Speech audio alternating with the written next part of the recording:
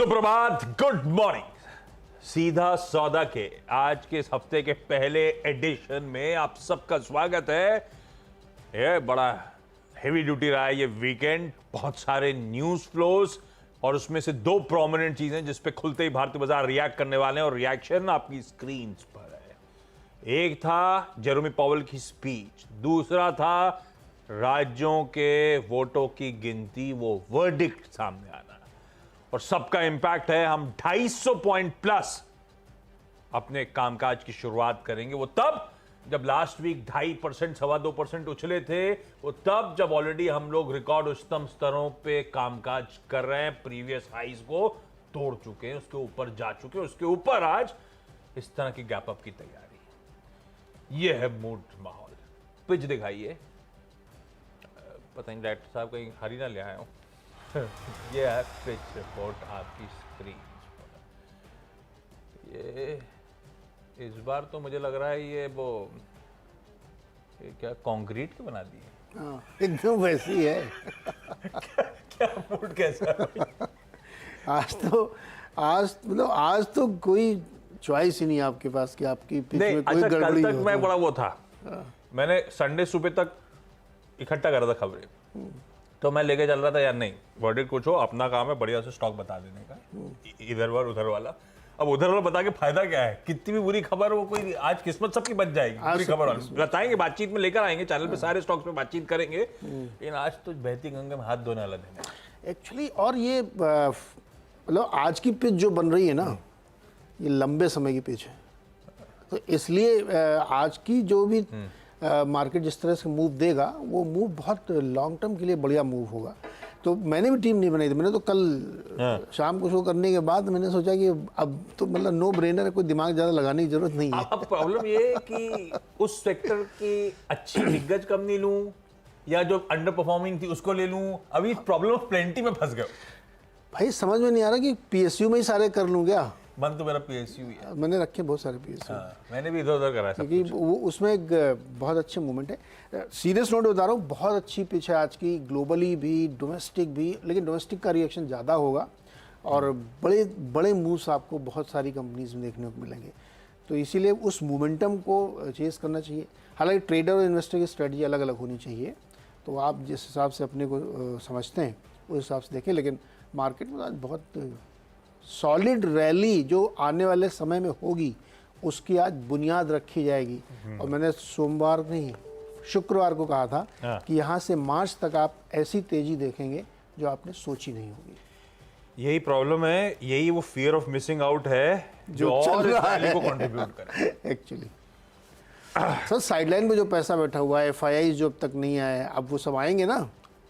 फंसे हुए मजबूरी है, गले में फंस गया अब तो मामला। अब महंगे में लेना पड़ेगा उनको, महंगे में घुमाना पड़ेगा माल को। हाँ yes. ये कहानी भाई आज की। चले डायरेक्टर साहब, ब्रेक कितने बजे होगी वो भी बता दीजिएगा टाइम। पहला स्टॉक जो है वो है कामत होटल्स। नहीं, रिजॉर्ट पॉलिटिक्स के चलते नहीं लिया। मैंने सोचा था कि गजब नेगेटिव हो जाए जिन दिन मैंने होटल बुक किया होगा। इसका कोई रिजॉर्ट पॉलिटिक्स है, अब कोई स्कोप बचा नहीं है रिजॉर्ट पॉलिटिक्स कुछ नहीं बचा। कामत होटल इसीलिए क्योंकि फ्राइडे अच्छा इंटरेस्टिंगली फ्राइडे को ही, मेरे ख्याल से फ्राइडे को चैनल पे, फ्राइडे या थर्सडे को चैनल पे हमने मैनेजमेंट से बातचीत भी करी कामत से, विशाल कामत से, जिस दिन मुझे कुछ शो करना था कोई सा दिमाग से उतर रहा है। आज इन्होंने वीकेंड, अच्छा कॉन्फिडेंट है मैनेजमेंट, वो किस तरह का रोबस्ट आउटलुक है उस पर तो खैर चर्चा उसी दिन हुई थी। इन्होंने नया होटल जामनगर में, द ऑर्किड होटल, पहली प्रॉपर्टी गुजरात की, वो जोड़ ली है। वो इंपॉर्टेंट नहीं है, ऐसे तो बहुत सारी प्रॉपर्टीज जुड़ रही हैं। मैनेजमेंट ने कहा है कि उसी रिलीज में स्टेटमेंट है, कामत होटल दिक्कत में आया था, डेट में फंसा था। मैनेजमेंट का कहना है कि लार्ज पार्ट उस रिस्ट्रक्चरिंग का अब हो चुका है, history is now behind us. अब पूरा फोकस एक्सपेंशन पे, अपने पैन इंडिया फुटप्रिंट बढ़ाने पर है और जो अपसाइकिल हॉस्पिटैलिटी सेक्टर की अब हम प्ले करेंगे। और उसी कड़ी में उन्होंने गुजरात में पहला होटल खोला, बहुत पेन से गुजरा हुआ है। कामत होटल्स को ग्रीन रखा है। आप एक बात ध्यान रखिएगा कि ये लिक्विड सी काउंटर है। दूसरा पीएनबी गिल्ड्स, मैं पहले तो खबरों वाले सारे रखे मैंने, जो लाल वाले थे उनको सब्स्टिट्यूट करना पड़ गया मुझे, पर मैं खबरों पे स्टिक कर रहा हूं, जो हरे वाले हैं उनको तो मेंशन कर रहा हूं। सरकारी का तड़का अपनी जगह। आरबीआई ने बैंक ऑफ इंग्लैंड के साथ वीकेंड पे अपडेट आया, वीकेंड का मेरे ख्याल से फ्राइडे को किया था, बाजार बंद होने का अपडेट आया था कि बैंक ऑफ इंग्लैंड के साथ वो इंफॉर्मेशन एक्सचेंज का करार करा है ताकि bond trades clearing corporation of India, हमारी नोडल एजेंसी, भी बॉन्ड ट्रेड्स को सेटल कर सके। ये कुछ असहमति थी दोनों के बीच में, जिसके चलते दोनों के बीच में नहीं, कई सारे यूरोपियन रेगुलेटर्स के साथ भी इश्यूज आ रहे थे। तो काफी सारा पैसा साइडलाइन में था जब तक ये क्लैरिटी नहीं आती दोनों पार्टीज के बीच में। तो अब कहा जा रहा है कि फ्लोस वापस चैनलाइज होते हुए नजर आएंगे। खैर, सबके बीच में अब इकलौता लिस्टेड काउंटर पीएनबी गिल्ड्स, तो सेंटिमेंट पॉजिटिव और न्यूज हाईलाइट करने के लिए पीएनबी गिल्ड्स को मेंशन कर दिया, ग्रीन में रखा है। अब वो कहा जा रहा है कि इस सहमति से, इस करार से काफी सारा पैसा जो साइडलाइंस में रखा हुआ था इंडियन सॉवरीन बॉन्ड्स में, अब रूट होता हुआ नजर आएगा। 2 हो गए, अब शुरू कराना तो पूरी टीम खत्म हो जाएगी। आप बताओ। समस्या यही है कि बोलने के लिए कुछ है नहीं ज़्यादा। ज़्यादा बोलेंगे तो टीम ही खत्म हो जाएगी। अच्छा, मेरी टीम में तो देखो, हाँ। जो मोमेंटम की हम लोग जिक्र कर रहे थे, जो चर्चा कर रहे थे, ये मोमेंटम को चेस करना चाहिए। तो मैंने तो अडानी ग्रुप के स्टॉक देखे यहाँ पे, अडानी पावर, एनर्जी सॉल्यूशंस और अडानी विलमर से स्टॉक पे बहुत प्रेशर था जब वो पूरी खबर आई थी, उसके बाद से इसमें गिरे। तो सिर्फ मोमेंटम आपको इसको देखना चाहिए, इस करना, मुझे लगता है उस पर फोकस करना चाहिए। लास्ट वीक एक कोर्ट वाला मामला आया था, उसके बाद ऑलमोस्ट मतलब रुझान इनकी तरफ, रुझान इनकी तरफ बढ़ी है। क्या फैसला, क्या उस पर मैं नहीं जा रहा हूँ, या क्या, हालांकि वो अब उसका वैल्यू जजमेंट नहीं लेने का मैटर वैसे भी, आई डाउट वो आप सेंटिमेंट से वेकर। मार्केट प्लेयर्स को केवल मोमेंटम देखना चाहिए, उसका वैल्यू जजमेंट कब जब होगा तो देखा जाएगा। लेकिन अभी मुझे लगता है कि मोमेंटम में इन स्टॉक्स पे आपको ध्यान रखना चाहिए। तो इसलिए ये ग्रुप हमें लगता है रडार पे रहेगा। वैसे तो बहुत सारी थीम्स हैं मार्केट में जो रडार पे रहेंगी। जैसे मोदी जी पता है 4 नई जातियों को बता दिया, देश में 4 प्रकार की जातियाँ हैं, सिर्फ महिला, गरीब, किसान और युवा। इसके अलावा कोई जाति नहीं होती। महिला, गरीब, किसान और युवा। इसमें मैं कहूँ आप कहीं नहीं, युवा में फिट हो जाऊंगा। युवा मान सकते हो, युवा में आप फिट होगे। हाँ, युवा। जब मतलब 55-60 साल तक के लोग अपने आप को युवा मानते हैं राजनीति में। तो हम लोग तो 18 को तो मानेंगे, हम लोग तो 18 के हमेशा रहते हैं। तो आप अपने युवा मान लीजिए। किसान भी मान सकते हैं, आप थोड़ी जमीन खरीद लें, किसान बन जाए। आप सोच भी नहीं सकते। तो ये 3 हमने रखा, सिर्फ मोमेंटम चेज के लिए है। इसमें कोई खबर का तड़का भी इसमें नहीं है, लेकिन मुझे लगता है मोमेंटम बनेगा और ये आपके लिए एक अपॉर्चुनिटी हो सकती है। तो ये 3 अडानी वाले, Adani Wilmer solution, Adani solution energy solution, मतलब जो पहले ट्रांसमिशन कंपनी थी। बहुत अच्छे मूव्स इस पूरे पैक में बन रहे हैं। इन सब का पापा मेरे पास है बाद में। SBI, अच्छा, ये जो वर्डिक्ट आया है, ये अक्रॉस द बोर्ड आज मोमेंटम बाजार में देखने को मिलेगा। पर एक बात ध्यान रखिएगा, इवेंचुअली कुछ सर्टेन पॉकेट्स होंगी जो शायद ज्यादा बेहतर करें, जो आउट परफॉर्म करें। ये 3 राज्यों का हिंदी हार्टलैंड का वर्डिक्ट दिखा रहा है 2024 को लेकर बाजार को और क्लैरिटी मिल जाएगी कि यहाँ पे 3 हुआ है तो वहां पे भी 3 हो जाएगा, back to back 3rd term मिल जाएगा। अब उस बीच होना क्या है, सरकारी कंपनी, सरकारी बैंक, डिफेंस, इंफ्रा, ये सब थीम्स जहां पे सरकार का थ्रस्ट था, जहां पे बहुत काम हुआ था, उनको लेकर और कन्विक्शन स्ट्रीट में बढ़ेगा। On that note, SBI Lagarde है, अभी भी 650 के आसपास फंसा हुआ है। आपको याद होगा नतीजे आए थे, ब्रोकरेजेस के 700, 710 तक के लक्ष्य आए थे, पर ये स्टॉक कुछ कर नहीं पाया। एक गड़बड़ इसके साथ वो हो गई थी जब वो रिस्क वेटेजेस का एडजस्टमेंट्स कर दिया, रिस्क वाला। उसके बाद से तो और पस्त पड़ गया, कंसोलिडेट कर रहा है कि एडिशनल फंड रेजिंग होगी तो इनको इक्विटी इश्यूएंस करना पड़ेगा अगर कोई भी थ्रेशोल्ड पे बैठे। तब से वो, जब इसी प्लेटफॉर्म पे बातचीत हुई थी सीधा सौदा में, तब से कंसोलिडेट ही कर रहा है। SBI पहला स्टॉक है। सरकारी बैंक्स मुझे लगता है सबसे ज्यादा प्रिफर्ड स्पेस, नॉट नेसेसरली आज, अब से हो सकता है आज कोई सरकारी कंपनी से ज्यादा हो सकता है प्राइवेट प्लेयर्स ज्यादा बेहतर परफॉर्म करें, पर कंफर्ट यहां पे वैल्यूएशन का भी है और जो सरकार का एडिट कन्विक्शन बढ़ रहा है 2024 जनरल इलेक्शंस को लेकर, उसका तड़का ऐड होता है। इसी कड़ी में एक छोटा सरकारी बैंक जोड़ा मैंने, और जिसको लेकर स्ट्रीट का कन्विक्शन लगातार बढ़ रहा है, वो है बैंक ऑफ महाराष्ट्र।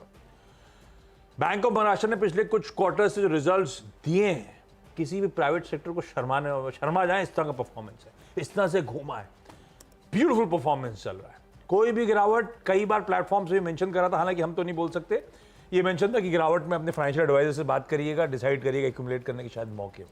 कितनी बार आप लोग यूट्यूब या किसी भी प्लेटफॉर्म पर जुड़े होंगे। Bank of Maharashtra beautiful position है, इसको ग्रीन लेके चल रहा हूं। सरकारी बैंक्स अच्छे लगते हैं, फिर आता है रेलवे स्टॉक्स।